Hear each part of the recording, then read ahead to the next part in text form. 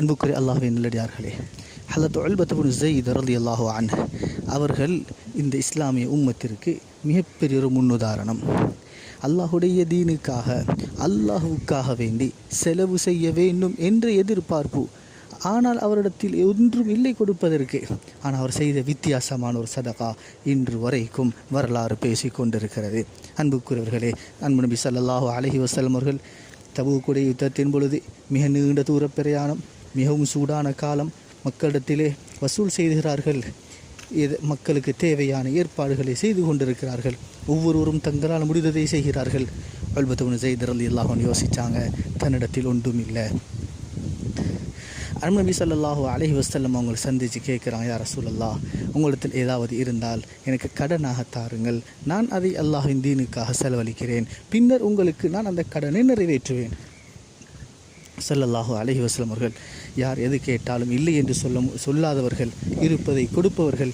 அன்றைய கட்டம் எதுவும் இல்லை. ஸல்லல்லாஹு அலைஹி வஸல்லம் அவர்கள் கூட தன்னிடம் ஒன்றும் இல்லை என்ற செய்தியை வருத்தத்துடன் தெரிவிக்க உல்பத் இப்னு ஸைத் ரலியல்லாஹு அன்ஹு வீட்டுக்கு வருகிறார்கள். அன்றைய இரவு அல்லாஹ்விடத்திலே கையேந்தி துவா செய்கிறார்கள். யா அல்லாஹ், உன் தீனுக்காக கொடுக்கணும், செலவழிக்கணும், நானும் சதகா செய்யணும், இன்ஃபாக் என் மூலமாகவும் நடக்கணும். எதிர்பார்க்கிறேன், ஆசை, ஆனால் எனக்கிட்ட ஒன்றும் இல்லை. உன் ஹபீப் ஸல்லல்லாஹு அலைஹி வஸல்லம் அவங்கள்ட்டையும் போய் கேட்டேன், அவங்கள்கிட்டே ஒன்றும் இல்லை. அதனால் யா அல்லாஹ், நான் என்னால் முடிஞ்ச ஒரு சதகா செய்கிறேன். அது என்ன தெரியுமா? எனக்கு யாராவது அநியாயம் செய்திருந்தால், என்னை பற்றி யாராவது தப்பாக பேசியிருந்தால், அவங்களுடைய நன்மையை எனக்கு நீ தந்து என்னுடைய பாவங்களை அவங்களுக்கு கொடுப்பாய். இப்படி ஒரு சந்தர்ப்பம் அல்லாஹ் நீதமாக நடக்கும். அல்லாஹுடைய நீதம் இப்படியும் நடக்கும். தன்னை பற்றி, ஒரு மனிதரை பற்றி யாராவது குறை பேசின, தப்பாக நினச்ச, அநியாயம் செஞ்சிருந்தால் அவருடைய நன்மைகள் இவருக்கு வந்து சேரும். உல்பத் இப்னு ஸைத் ரலியல்லாஹு அன்ஹு அல்லாஹ்விடத்தில் சொல்கிறார்கள், அந்த மக்களிடம் இருந்து எனக்கு வர வேண்டிய நன்மை இருக்கிறதே, அதை அந்த மக்களுக்கே நான் சதகா செய்கிறேன். யா அல்லாஹ், அவனோட நன்மை எனக்கு வேணாம், நான் அவங்களுக்கே அதை சதகா செய்கிறேன். இப்படி ஒரு ஏற்பாட்டை அல்லாஹுக்கு முன்னால் சொல்கிறார்கள். பணமாக பொருளாக கொடுக்க எதுவும் இல்லை, ஆனால் செஞ்சது அல்லாஹ்விடத்தில் இப்படி ஒரு சதகா.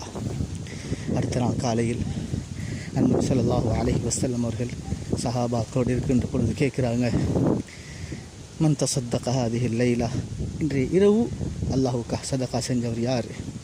ஒருத்தரும் இல்லை, ஒருத்தரும் அது சம்பந்தமாக சொல்லலை. உல்பத் இப்னு ஸைத் ரலியல்லாஹு அன்ஹு எழுப்பிட்டு வந்து ஸல்லல்லாஹு அலைஹி வஸல்லம் அவங்கள்ட்ட மெதுவாக சொல்கிறார், யா ரசூலல்லாஹ், இப்படி ஒரு செய்தி நடந்துச்சு இரவு. உடனே சொன்னார்கள் ஸல்லல்லாஹு அலைஹி வஸல்லம், நீங்கள் செய்த இந்த சதகாவை அல்லாஹ் ஜகாத்தை போன்று கபூல் செய்து விட்டான். நீங்கள் செஞ்ச அந்த சதகா ஏற்றுக்கொள்ளப்பட்டு விட்டது என்ற அடிப்படையில் அவருக்கு அந்த செய்தியை சொன்னார்கள் ஸல்லல்லாஹு அலைஹி வஸல்லம்.